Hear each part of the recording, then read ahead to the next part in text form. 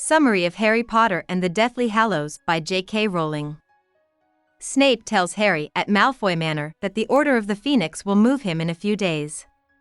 Voldemort asks Lucius Malfoy for his wand because he needs it to kill Harry. At the Dursleys' house, Harry reads Dumbledore's tombstone and learns that Rita Skeeter will write a book about him.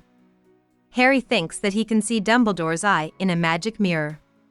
The Order shows up and tells Harry the plan. 6 of them will use Polyjuice Potion to turn into Harry, and each will go to a different safe place. But when the plan is put into motion, Death Eaters circle Harry and kill Hedwig, and Hagrid's motorcycle crashes. Mad-Eye Moody dies, and George loses an ear. Harry has a vision of Voldemort abusing Ollivander, the wizard who makes wands, because Ollivander gave him bad information. Over the next week, Mrs. Weasley keeps Harry, Ron, and Hermione so busy with preparations for Bill and Fleur's wedding that they don't have time to plan their hunt for the horcruxes. Harry tries to talk Ron and Hermione out of coming with him, but they won't listen. Scrimgeour, the Minister of Magic, stops by to give the 3 what Dumbledore left them in his will: the tales of Beedle the Bard for Hermione, his Deluminator for Ron, and the first snitch Harry caught for Harry. Harry was supposed to get the Sword of Gryffindor from Dumbledore, but Scrimgeour won't give it to him. Harry goes to the wedding dressed as a cousin of the Weasleys. He meets up with Victor Krum, who is upset that Luna Lovegood's father, Xenophilius, is wearing Grindelwald's sign, and he gets involved in a fight between Elphia's Doge and Auntie Muriel about Dumbledore.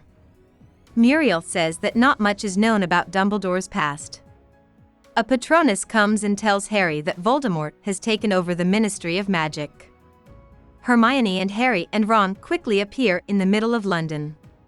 2 Death Eaters attack them, but the 3 of them get away to Grimmauld Place, number 12. The next morning, when Harry goes to Grimmauld Place, he finds out that Sirius's brother, Regulus Arcturus Black, might be the RB from the locket.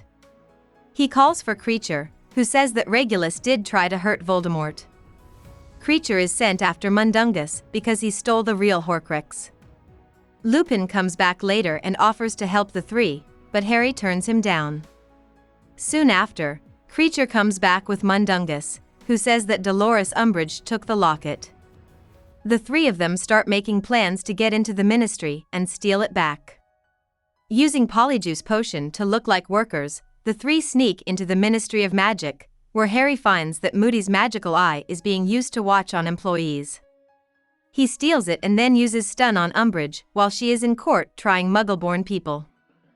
He and Hermione take the locket, help the Muggleborns waiting for trial escape, and then disapparate to Grimmauld Place with Ron.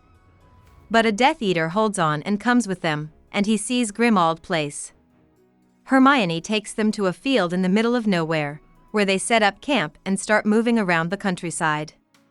Harry makes them wear the locket to keep it safe, even though it makes the person who wears it very restless. Ron is hurt the most by it. In a vision, Harry sees that Voldemort is after a man with golden hair who stole something from Gregorovitch, who makes wands.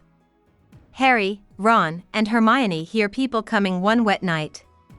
Ted Tonks, Dirk Cresswell, Dean Thomas, and the goblins Griphook and Gornik talk about how Ginny and other students tried to steal the Sword of Gryffindor from Snape, who is now the headmaster of Hogwarts.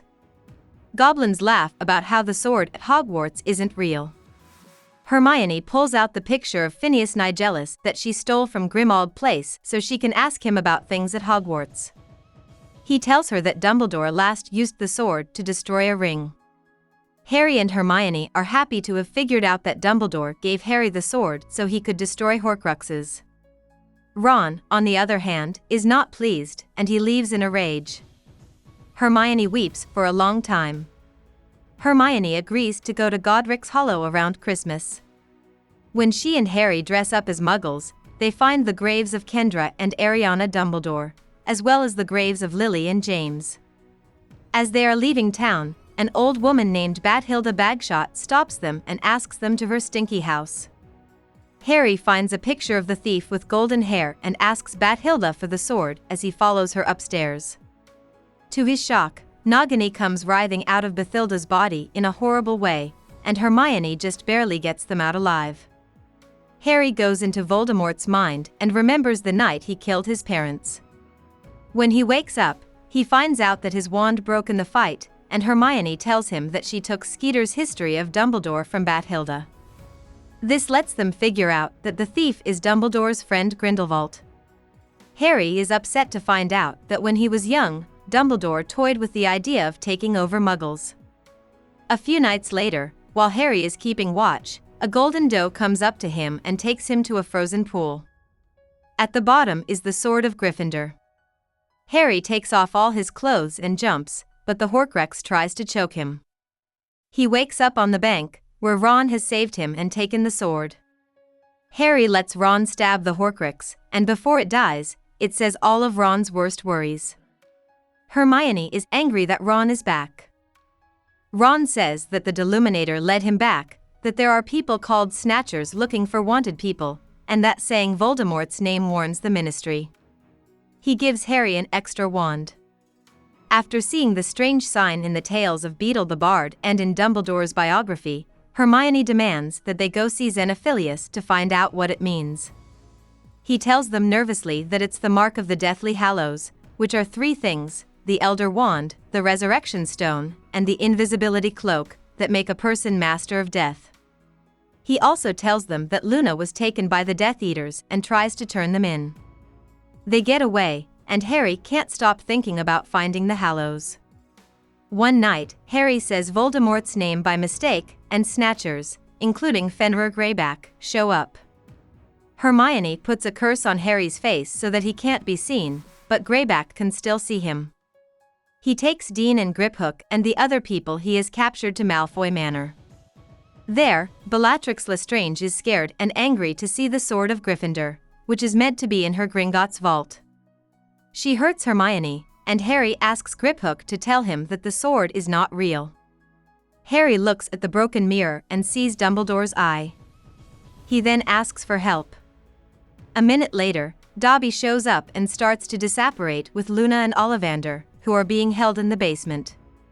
Harry gets Draco and disapparates wands, but Bellatrix hits Dobby with a knife she throws. Dobby dies in Harry's arms outside of Bill and Fleur's house, and Harry digs Dobby's grave by hand.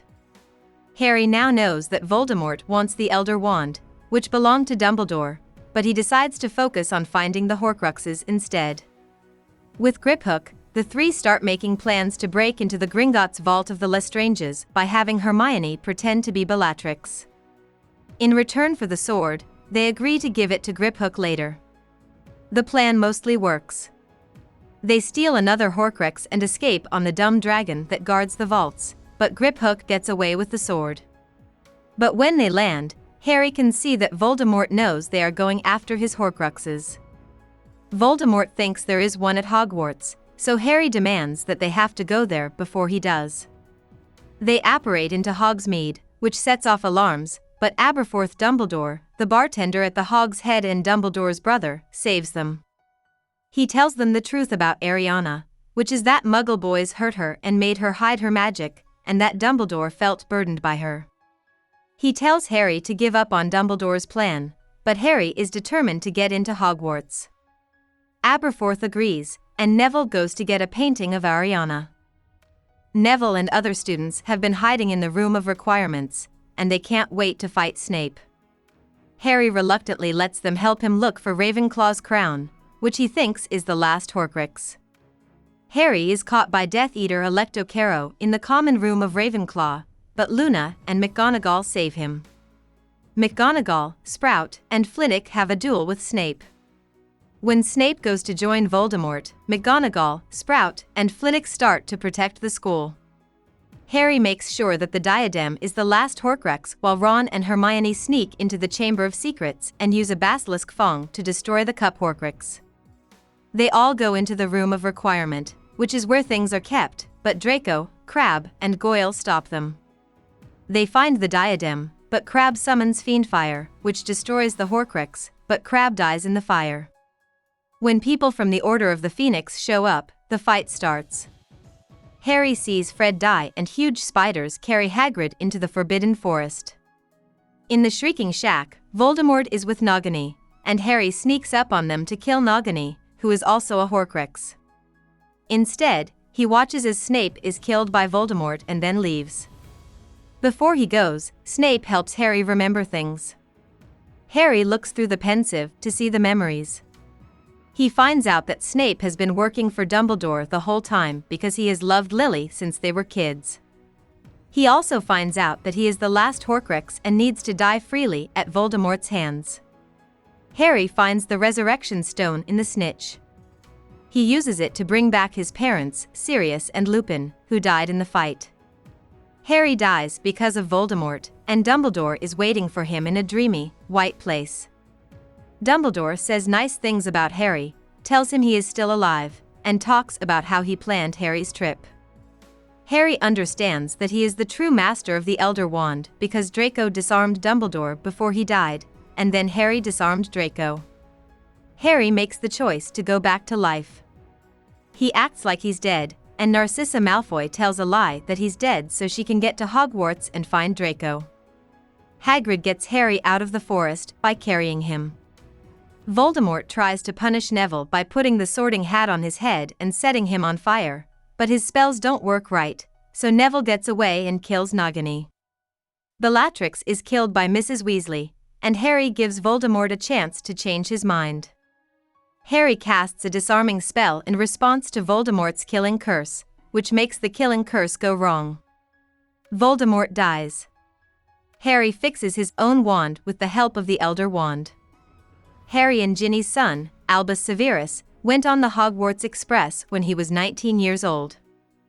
Albus is worried that he will be placed in Slytherin, but Harry reassures his son that one of the most courageous headmasters in history, Severus Snape, came from Slytherin. About the author. Rowling was born outside of Bristol, England, to Peter James Rowling and in Rowling. Rowling wrote a lot of fairy stories as a child. She was very smart for her age. Rowling went to high school and college at Wydene, where her mother worked. Rowling then went to the University of Exeter, where she studied French and ancient Greek and Latin. After that, she worked for Amnesty International in London as a writer and English secretary. Later, Rowling went to Portugal, where she taught English at night and wrote during the day. There, she met Jorge Arens, a Portuguese writer. They got married after 2 years, and their daughter Jessica was born the following year. A few months after Jessica was born, the pair broke up, and Rowling moved with her young daughter to Edinburgh, Scotland. Rowling got the idea for the Harry Potter series in 1990. She wrote the first book of the series while taking a course to become a teacher. Then, in 1995, Rowling finished writing Harry Potter and the Philosopher's Stone. At first, there were only 1,000 prints. 5 months later, the book got its first award. At the beginning of 1998, Scholastic Inc. paid $105,000 for the rights to print the novel in the United States. With each book, Harry Potter became more and more popular and broke sales records. Harry Potter is now a world brand worth about $15 billion, and the movies based on the books have broken box office records. Rowling got married again and had a second child in 2001. She is also known as a generous person who gives a lot of money to fight poverty, social inequality, and multiple sclerosis, which killed her mother. She keeps writing, and under the name Robert Galbraith, she has written several books about crime. Hope we summarized it fully and you liked it.